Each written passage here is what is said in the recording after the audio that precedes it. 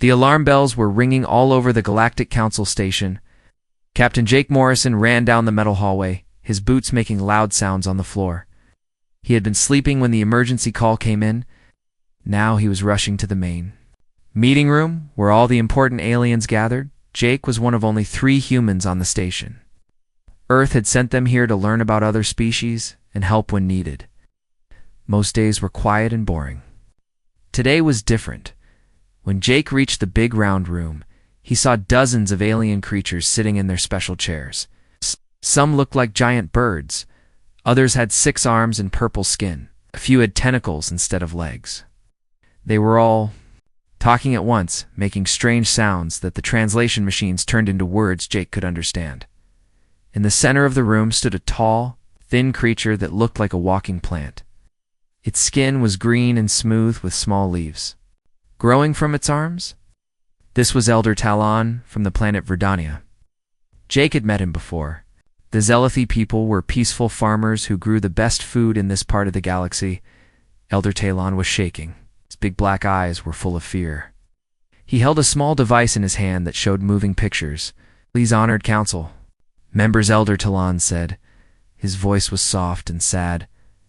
"My people are going to die. We need your help." The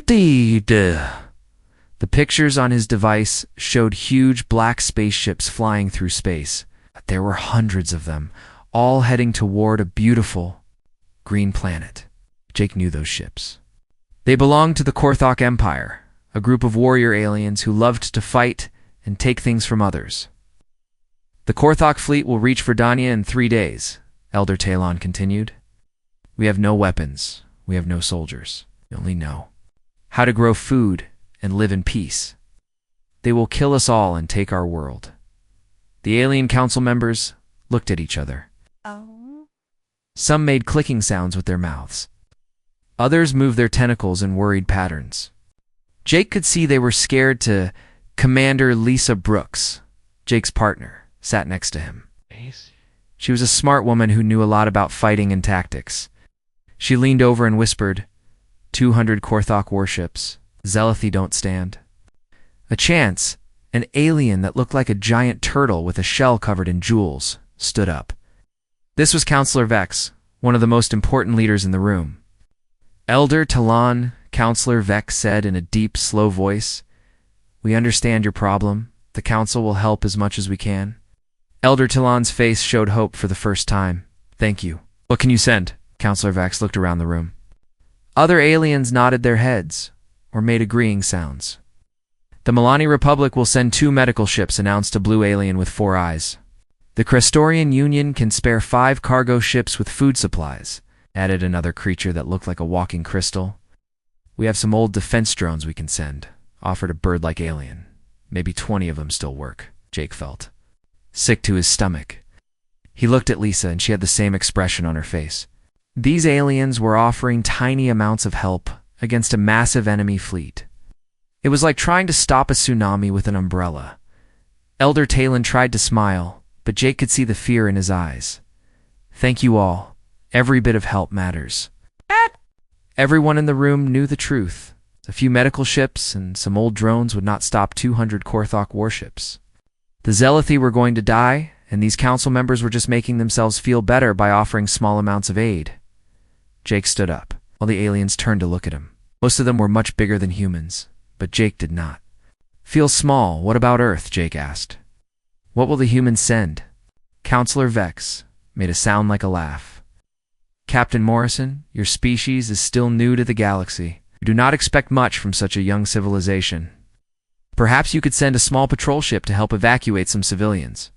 Jake felt anger growing in his chest. These aliens thought humans were weak because Earth was new to space travel. They had no idea what humans were really like. "I need to contact Earth immediately," Jake said. "Of course," Counselor Vex replied. "But please be quick. We must finalize our response plan." Jake and Lisa left the meeting room and walked quickly to the Human Communication Center. It was a small room with powerful transmitters that could send messages across the galaxy in minutes. Jake sat down at the main console and typed in the code for Earth Defense Command. The screen lit up, and after a few seconds, Admiral Henry Clark appeared. He was an older man, with gray hair and serious eyes. Jake had served under him before joining the Galactic mission. "Admiral Clark, sir," Jake said. "Dad, we have an emergency." "Situation." "I'm listening, Captain." Jake quickly explained everything. The peaceful zealothy, the incoming Korthok fleet, the weak response from the Galactic Council. Admiral Clark listened without saying a word, but Jake could see his jaw getting tighter. When Jake finished, Admiral Clark was quiet for a moment. "How long until the Korthok arrive?" the Admiral asked. 72 hours, sir." Admiral Clark nodded. "Understood. We'll handle this." The communication ended. Jake stared at the blank screen. Lisa put her hand on his shoulder. "Think he'll send a ship?" she asked. Jake smiled for the first time that day. "Lisa, you don't know humans very well if you think the Admiral's going to send just one ship." They walked back toward the council chamber.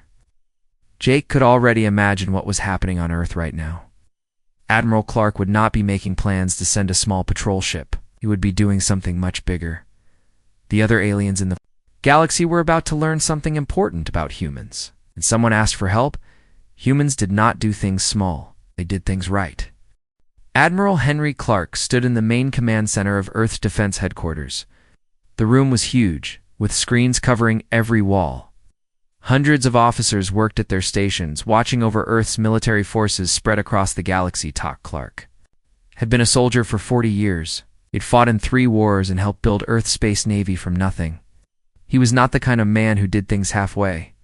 "Get me General Nina Foster," Clark ordered his aide. Within seconds, General Foster's face appeared on the main screen. She was in charge of all human ground forces and was known for being tough and smart. "Henry, I heard about the situation," Foster said. "What do you need?" "Everything, Nina. How fast can you move the 3rd Marine Division?" Foster smiled. It was not a nice smile. "Give me 6 hours. They'll be ready for deployment." "Good. I'm sending the entire 3rd Fleet with them." Raised an eyebrow. "The entire 3rd Fleet? That's 50 warships, Henry." "I know exactly what it is," Clark replied. "And that's just the beginning." The Admiral turned to his communications officer. "Lieutenant, open channels to Luna Base, Mars Command, and Titan Station. I want every available ship and crew ready to move in for hours."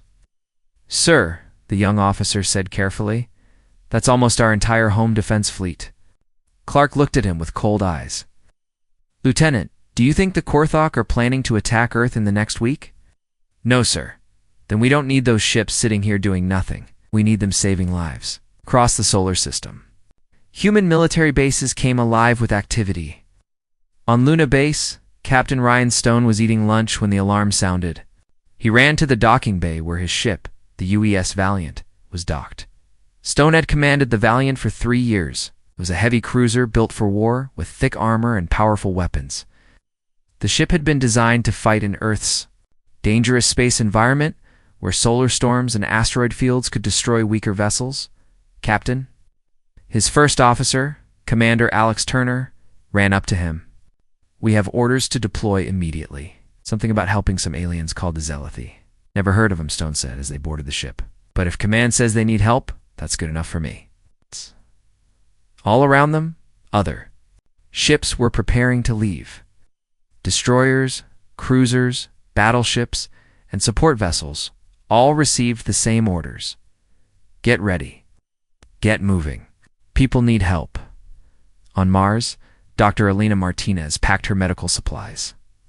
She was the best xenobiologist. In the human military, an expert on alien life forms, she had studied dozens of species and knew how to treat injuries in creatures that did not even have human-like bodies. "Doctor," her assistant called out, "they're loading the entire 4th Medical Corps onto transport ships." Martinez nodded. She was not surprised. When humans decided to help, they brought everything they might need. "Make sure we have surgical equipment for silicon-based life forms. The Zealothy might have different biology than us." Her assistant looked confused. "How many Zealothy do you think will need medical care?" "All of them, if we're too late," Martinez replied sadly.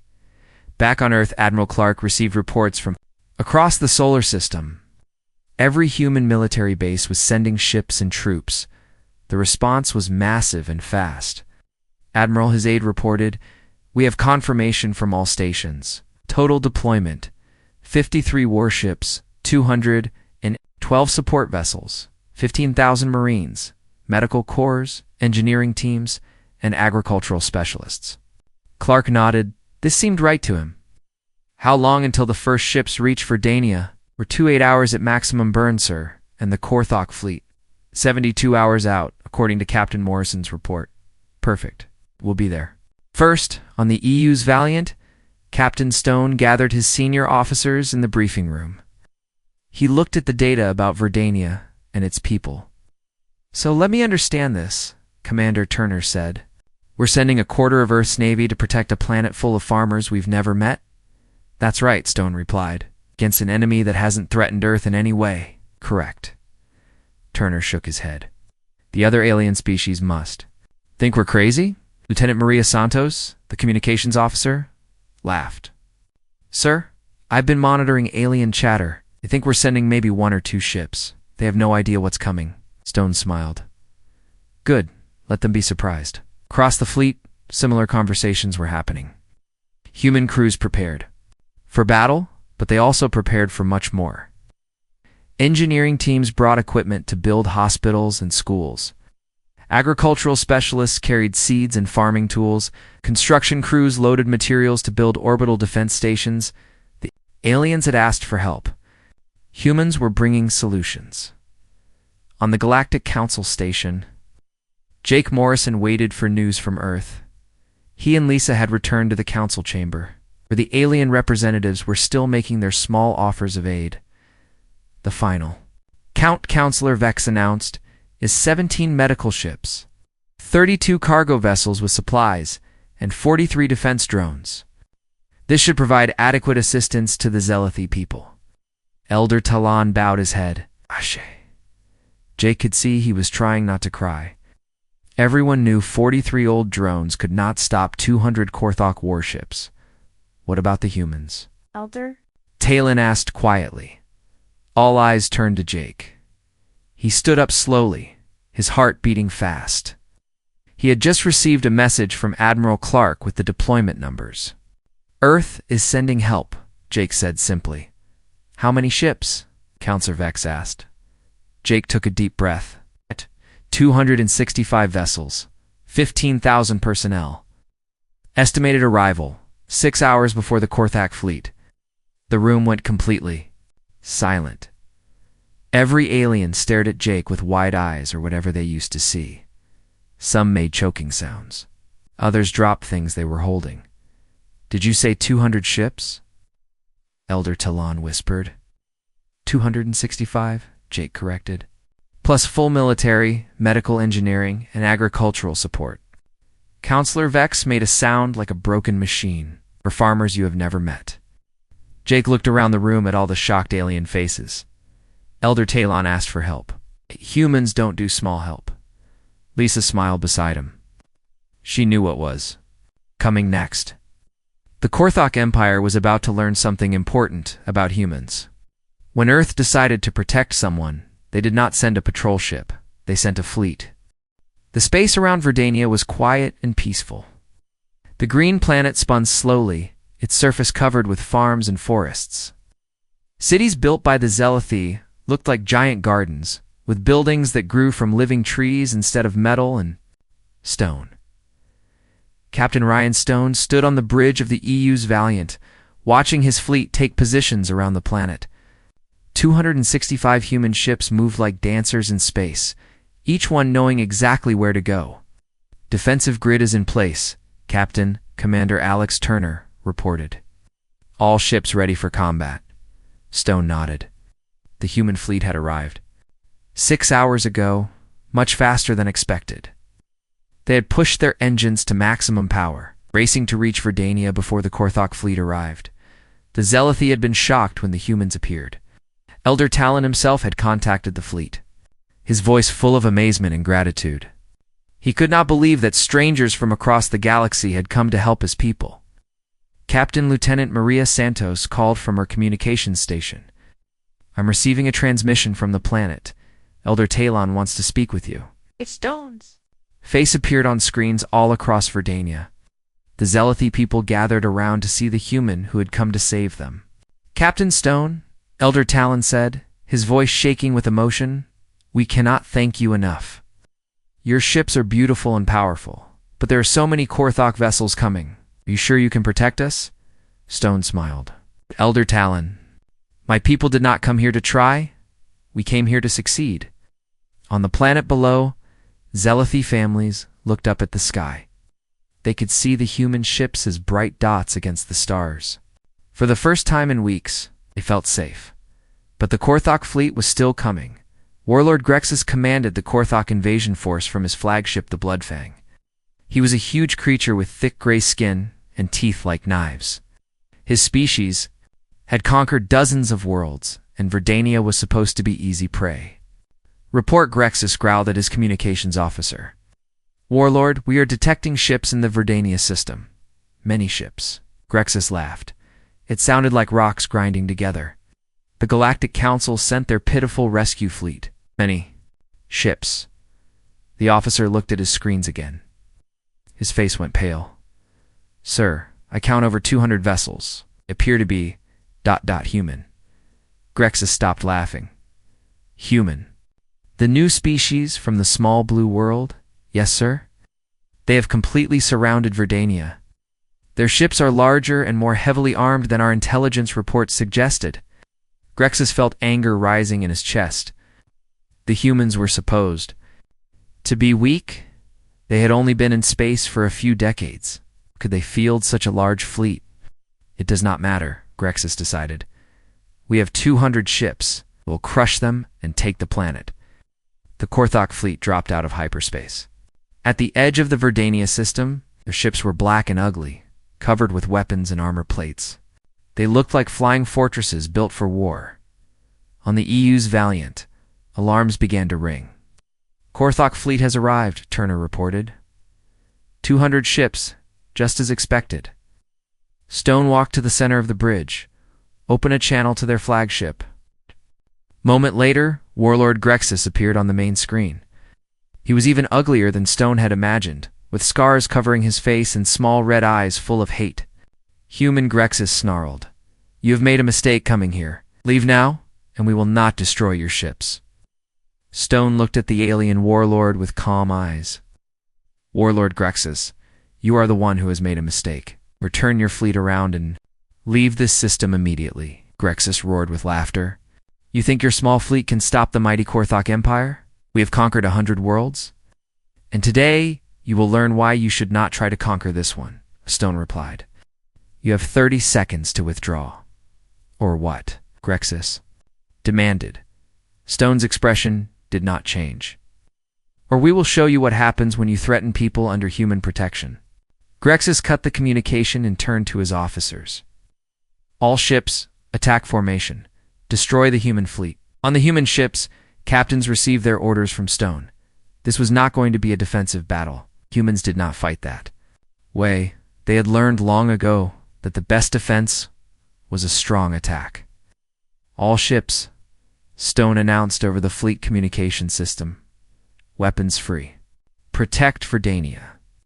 The space battle began with a flash of light as hundreds of weapons fired at once.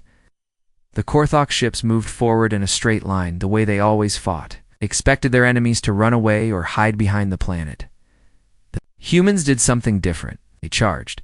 The EU's Valiant and 50 other human warships flew straight at the Korthok fleet.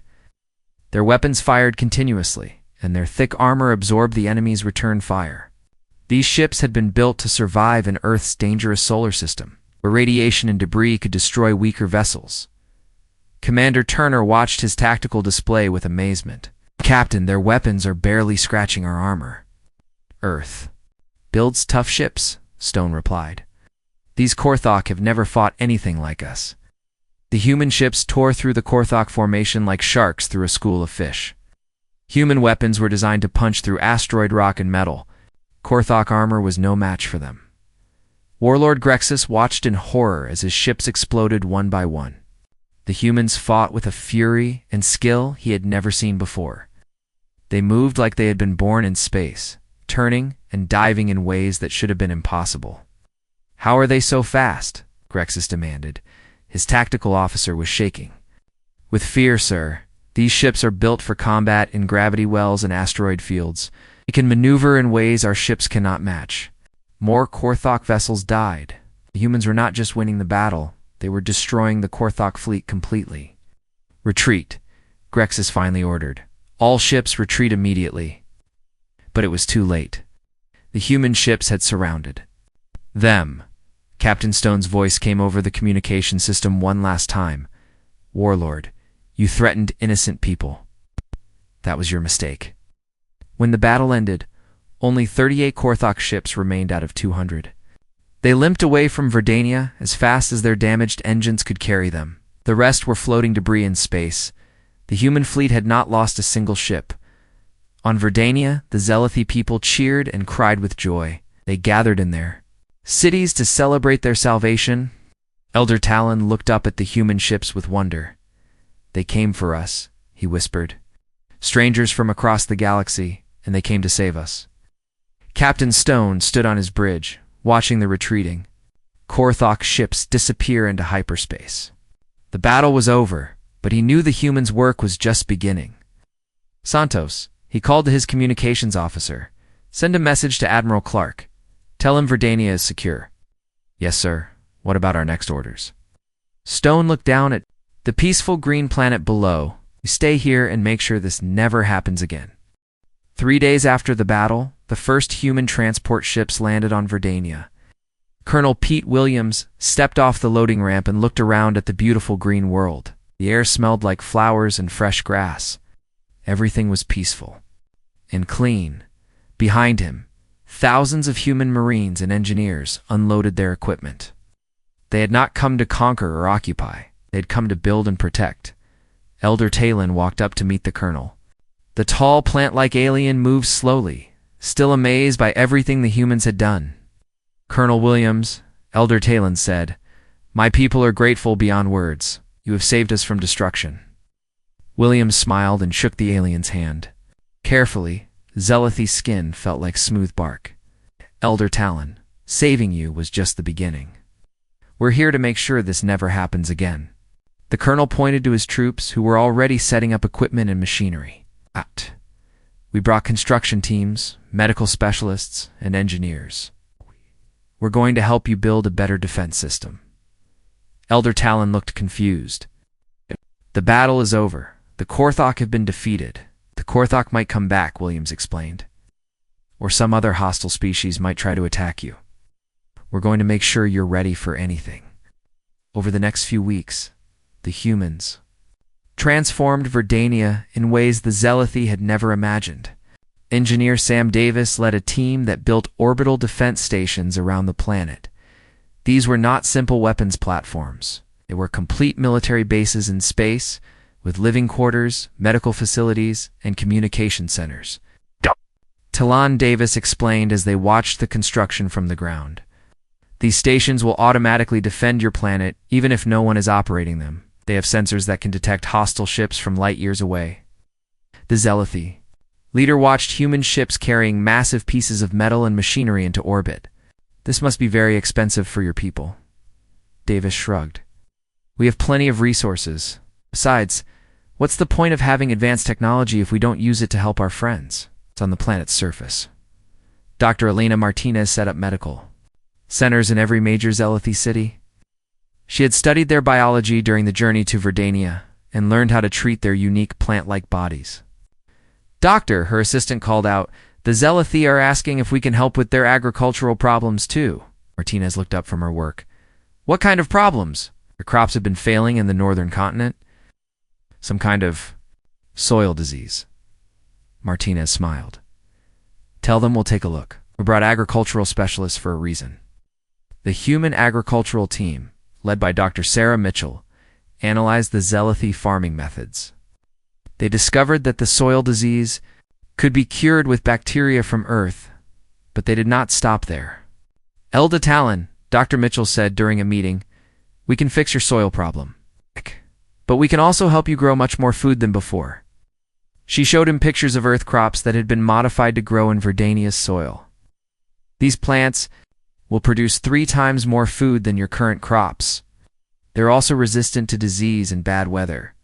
Elder Talon stared at the pictures. You would share this technology with us? Of course, Mitchell replied. We want your people too.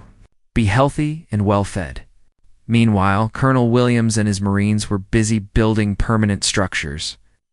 They constructed schools where young Zealothi could learn about technology and science. They built hospitals equipped with the most advanced medical equipment. From Earth, one of his sergeants asked, how long are we planning to stay here? Williams looked around at the construction sites where humans and Zealothi worked together. Sergeant, we're not just visiting. We're building a permanent base here. A permanent base? Why? Because the Zealothi are our friends now, Williams explained. And humans protect their friends. The Marine base that Williams built was not just a military installation. It included recreational facilities, cultural centers, and trade offices. The humans planned to stay for a very long time. Up in orbit, Captain Stone received regular reports about the construction progress. His fleet remained on patrol, making sure no other hostile forces approached Verdania. Captain Commander Turner reported we're receiving messages from other species in this sector. They want to know why we're still here. Stone looked at the tactical display, showing his ships around Verdania. What kind of messages? Mostly curiosity, some concern. Few species are asking if we plan to expand into their territories. Stone shook his head. Send a message to all nearby systems. Tell them we have no interest in conquering anyone. We're here to protect Verdania, nothing more. But the humans' presence was having effects they had not expected. Began to change their behavior. Pirates who had been raiding merchant ships suddenly found new jobs. Hostile governments became more peaceful. Word spread quickly through the galaxy about what humans had done at Verdania. A new species had appeared and defeated the mighty Korthok Empire in a single battle. Then, instead of taking the planet for themselves, they had helped the natives build a better civilization. Elder Talon walked through the main city of Verdania, amazed by the changes. Human-built hospitals treated sick Zealothi with medicines that worked better than anything they had ever used. Schools taught Zealothi children about science and technology from dozens of worlds. The orbital defense stations were almost complete. The new farms were producing more food than Verdania had ever grown before. The planet was safer and more prosperous than it had been in centuries. Dr. Martinez, Elder Talon said as he visited one of the new medical centers, "My people have a question for you." Martinez looked up from her work. "What's that, Elder Talon? Why do humans do so much for strangers? Most species in the galaxy only help their own kind." Martinez thought about the question for a moment. "I think it's because we know what it's like to be in danger. Earth is a dangerous world, and we learned long ago that we survive better when we help each other." She pointed to the human and Zealothi. Medical staff working together. When someone asks for help, we don't just give a little bit. We give everything we can. Elder Talon nodded slowly. "The galaxy has never seen anything like humanity." "Maybe not," Martinez agreed, "but now they have. I think that's going to change a lot of things." Outside, human engineers continued their work. The defense stations would be operational soon. The new farms would feed the Zealothi people for generations. The hospitals would keep them healthy and strong. Colonel Williams stood on a hill overlooking the construction sites. His aide approached with a datapad. "Colonel, we've received a new message from Earth Defense Command." Williams took the pad and read the message. Admiral Clark was asking for a status report on the Verdania mission. Williams smiled and began typing his response. "Mission successful. Verdania is secure. Human presence established. Requesting permission to make this assignment permanent." He knew the Admiral would approve. Humans did not do anything halfway, especially when it came to protecting their friends. 6 months later, Ambassador Kate Johnson walked into the Galactic Council chambers for the first time. She was Earth's new representative, replacing Captain Jake Morrison, who had been promoted to run all human diplomatic missions in the galaxy. The great round room looked exactly the same as before, but everything felt different. The alien representatives watched her with new eyes. Some looked curious, others seemed nervous. A few appeared almost afraid. Ambassador Johnson took her seat. At the human station was a simple chair, much smaller than the elaborate thrones and platforms used by other species. But everyone in the room knew that the human representative now held more influence than anyone else present. Counselor Vex. The turtle-like alien who led the council called the meeting to order. His voice was more respectful than it had been 6 months ago. "Welcome, Ambassador Johnson," Counselor Vex said. "We are pleased to have you join our council." "Thank you, Counselor," Johnson replied. "I'm here to continue the work that Captain Morrison started." Elder Talon sat in the visitors section, no longer the desperate, frightened creature who had begged for help months earlier. His people had sent him to thank the council again, but mainly to thank the humans. "If I may speak," Elder Talon said, standing up slowly. "Of course," Counselor Vex replied. Elder Talon looked around the room at all the alien faces. 6 months ago, I came here asking for help. My people were going to die and we had nowhere else to turn." He paused, remembering that terrible day. "Most of you offered what you could. Small amounts of aid, a few ships, some medical supplies. We were grateful for every bit of help." Elder Talon turned to look at Ambassador Johnson. But the humans did something different. They did not send a small patrol ship or a few medical vessels. They sent everything they had. The room was completely quiet. Everyone remembered that day when Captain Morrison had announced the size of Earth's response. "Today, Verdania is the safest and most prosperous world in our sector," Elder Talon continued. "We have orbital defenses that can stop any attack. Our farms produce more food than we ever imagined possible. Our people are healthier and happier than they have been in centuries." He bowed toward Johnson. "The humans did not just save us, they gave us a future." Johnson smiled. "Elder Talon, we were happy to help. That's what friends do for each other." After Elder Talon sat down, Counselor Vex cleared his throat. "Ambassador Johnson, we have received several requests for assistance that we would like to discuss." "What kind of requests?" Johnson asked. A blue alien with 4 eyes stood up. "The Krill Republic is facing a famine. The crops have failed, and millions of our people are hungry. The Andorian colonies are being attacked by space pirates," added a bird-like creature. "Our defense forces are too small to protect all our worlds. The Tellurian system is dealing with a plague that our doctors cannot cure," said another alien. Johnson listened to each request carefully. She could see what was happening.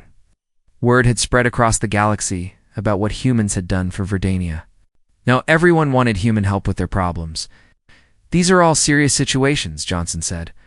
"Earth will need to evaluate each request and determine how we can best assist." Counselor Vex leaned forward.